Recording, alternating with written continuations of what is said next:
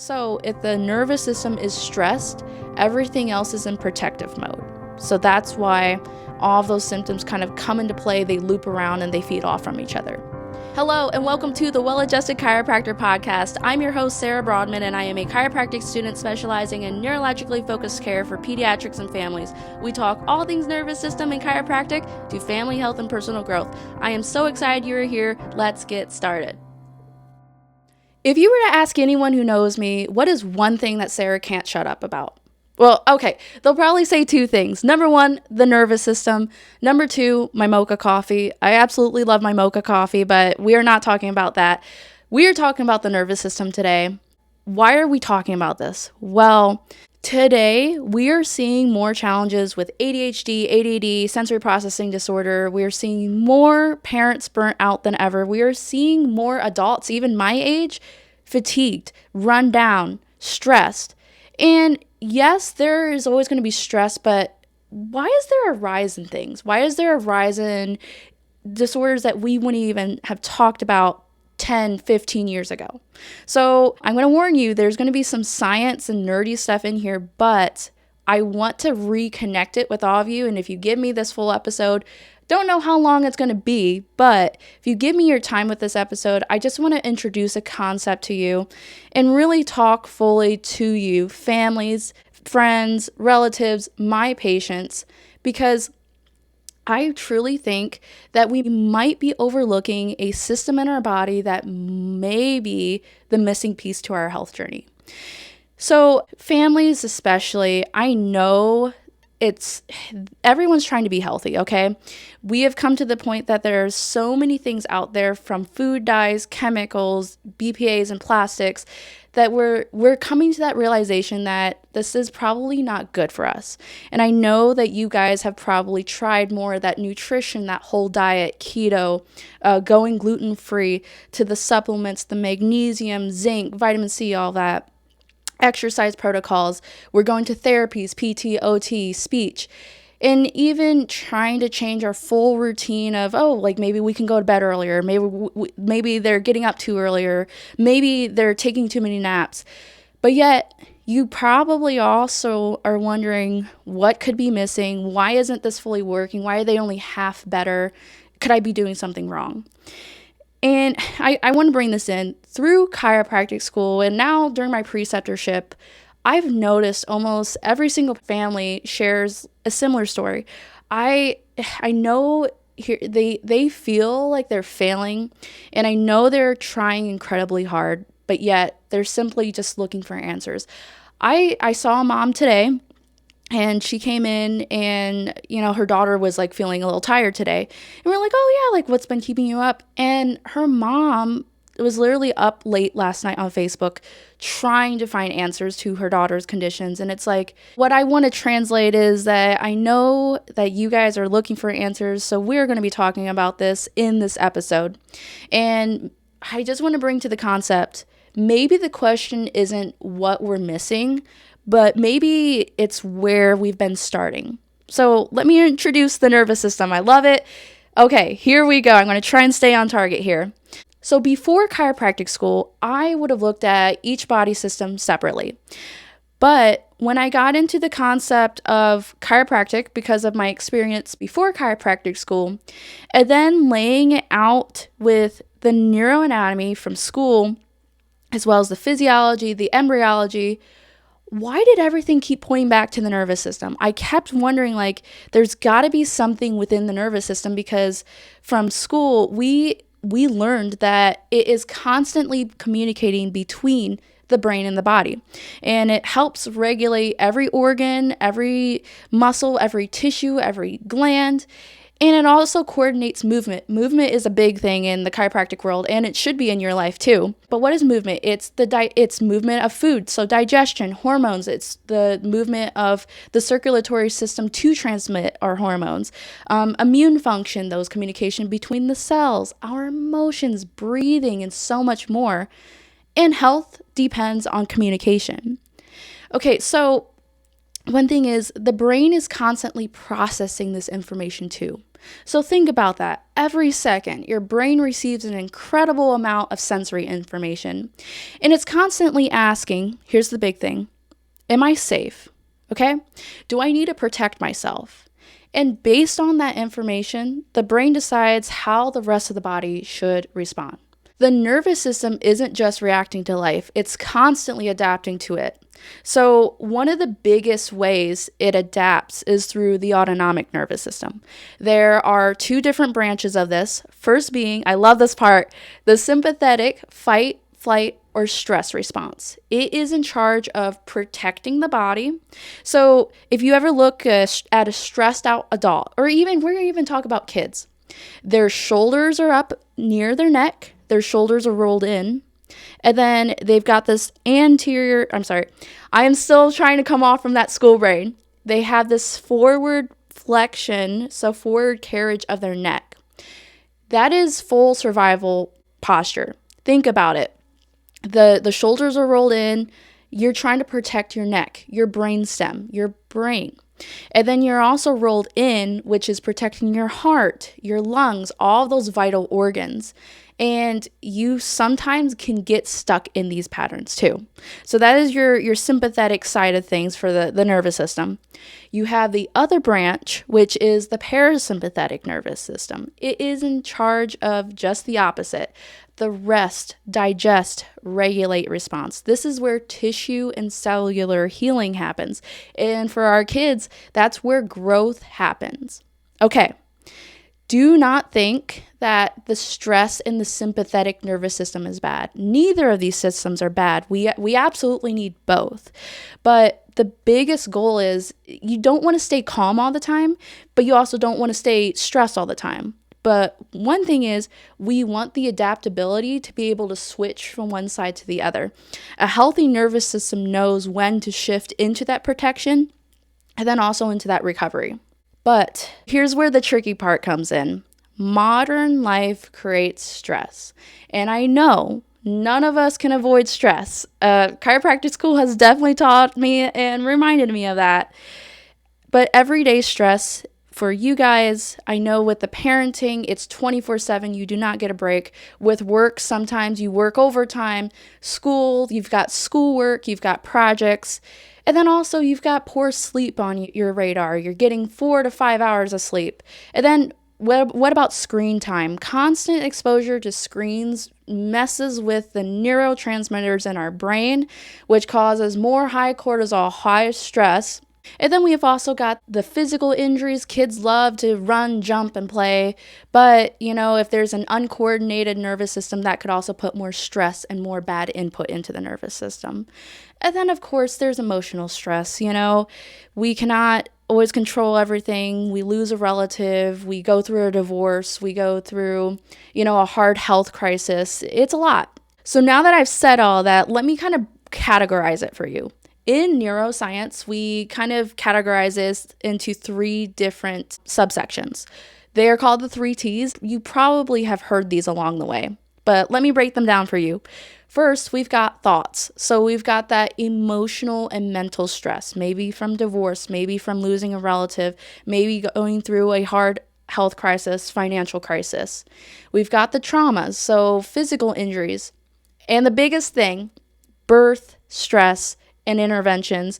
I am going to make a whole nother episode over that because that deserves a spotlight in and of itself by itself. We've got toxins. Toxins, unfortunately, it is very hard to avoid them, but we can obviously do our best. Toxins are mostly inhaled, ingested, or injected. Inhaled, what do I mean? We go out, we smell the weed killer on the grass. We go down the grocery store and we can smell all of those different chemicals, like the cleaning chemicals, toilet chemicals, all of that stuff. Ingested. Well, here we go. We're drinking out of plastics, the BPAs from the plastics, all of those microtoxins in the plastics. And then we know the injected toxins. Don't have to go further on that until a later episode. But here's the thing. All 3 of these inputs are going into the nervous system. And when they become chronic in the nervous system, they begin changing the nervous system function. And remember when we said the nervous system coordinates and controls the behavior of all other cells, right? Okay. When this chronic stress happens within our nervous system, I'm going to try and link it back to you guys because you're probably wondering, oh, why is she like ranting off about all this, neuroscience talk when all I want to know is if it's the missing piece to my health journey. Here we go. The sympathetic nervous system becomes more dominant, okay? From either those thoughts, toxins, trauma, maybe a combo, maybe it's all three. Cortisol increases, so that stress hormone. You remember, we always hear of, if I have high cortisol, it's hard for me to lose weight. It's hard for me to fall asleep. It's hard on my insulin resistance. Well, there we go. We're in that stress mode, okay? You might also notice when you are stressed, your heart rate is increased. Like you're just like, you're going a million miles a minute. You're bouncing off the walls. I'm here. I can't keep a focused brain on one task, okay? Muscle tension increases, kind of what I just said earlier. The shoulders come up, they roll in, and our head comes forward. We're in that protective mode of our vital organs. And what does that do? It changes the flow of blood in our circulatory system, meaning we don't get as much blood flow to help with these functions, okay?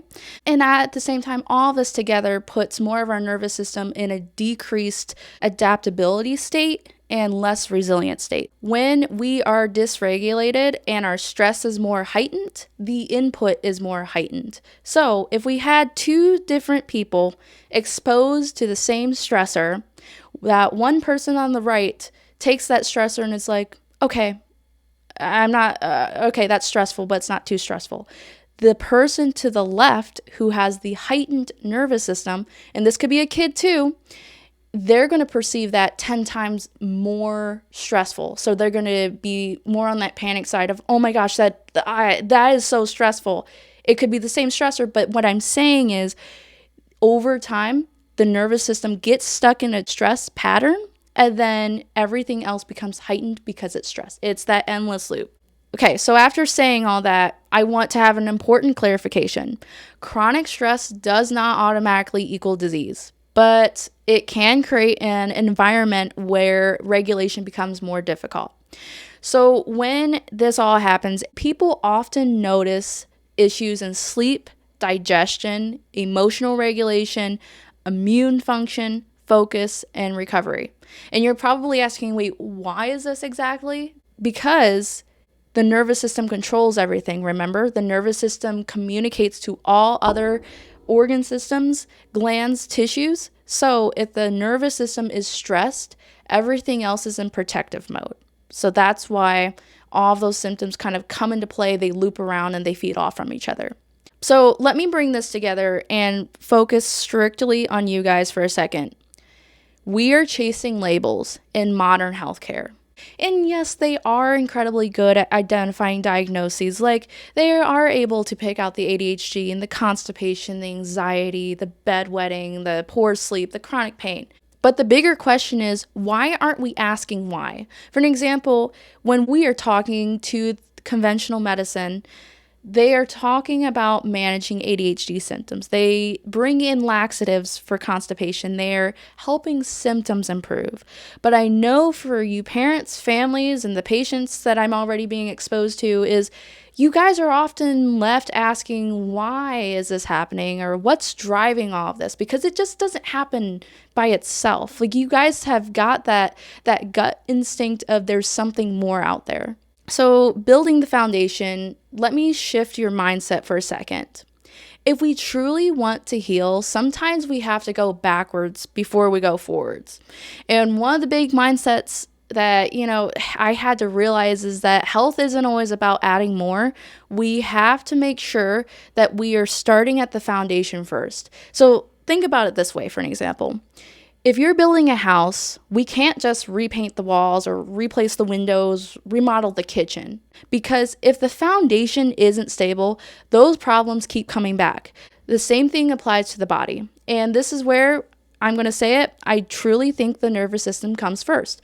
Because if the nervous system helps regulate and coordinate and communicate to the hormones, digestion, movement, immune responses, organs, healing, recovery, anything and everything between those sentences, then maybe it deserves our attention first.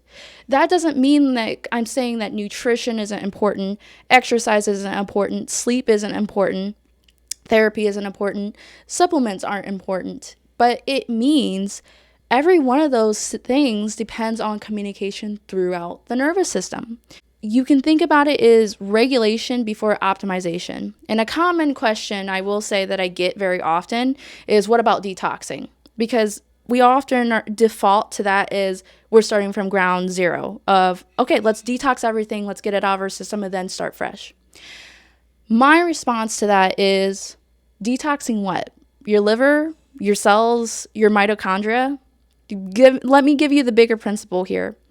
Those systems don't function independently. They're all influenced by the nervous system communication. Regulation comes before optimization because we need that stronger foundation, which allows that healthy habit to work better. So what does this actually look like? If the nervous system is truly the foundation, what can we actually do about it? So this is where episode 3 comes in, but that's exactly where neurologically focused chiropractic is designed to explore, because we take this and we assess the nervous system function of each and every person. We look at that neurological stress patterns from the 3 T's we've talked about. We support regulation because we want to get it working and optimizing and communicating to all those muscles, tissues, cells, glands, and organs. That way we can improve adaptability, which then builds resilience. And then we encourage that ongoing new connection of neural pathways and being able to take on the nutrition that we give it, the exercise that we give it, the therapies that we give it.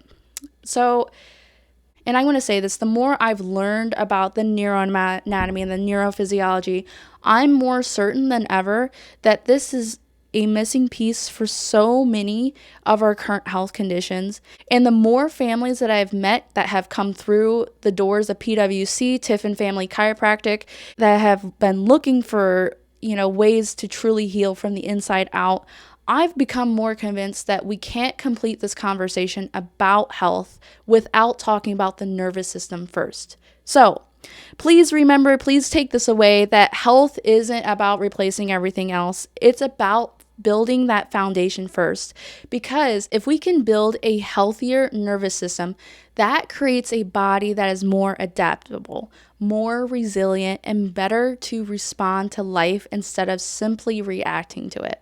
So, let me give you a little tease. In the next episode, we are going to answer one of the biggest questions. What is neurologically focused chiropractic? How do we actually assess the nervous system function? What are the neurological scans? How can we build care plans around this? And why are more families beginning to choose this approach? So I'm going to conclude this episode with that, and I hope in some shape or form that it encourages you to look deeper into the nervous system, even take a step back on how is my child's nervous system regulating, or how is my nervous system regulating, and giving you that sense of, okay, maybe this is the missing piece. Because I know how endless it is to feel like you've tried everything, you've done everything, only certain things work halfway, and we're stuck at ground zero. So I'm going to leave you with that. Don't go away anytime soon, because episode 3 is right around the corner. And I tell you, we are going to get deep into the science there. We are going into how to support your family's nervous system through neurologically focused chiropractic. We are going to be breaking down the science of stress and the vagus nerve. I'm sure you guys have already heard about that, but that is going to be next week's, or whenever I decide to release the next episode's podcast. So stay well, stay healthy, and I will see you in the next one.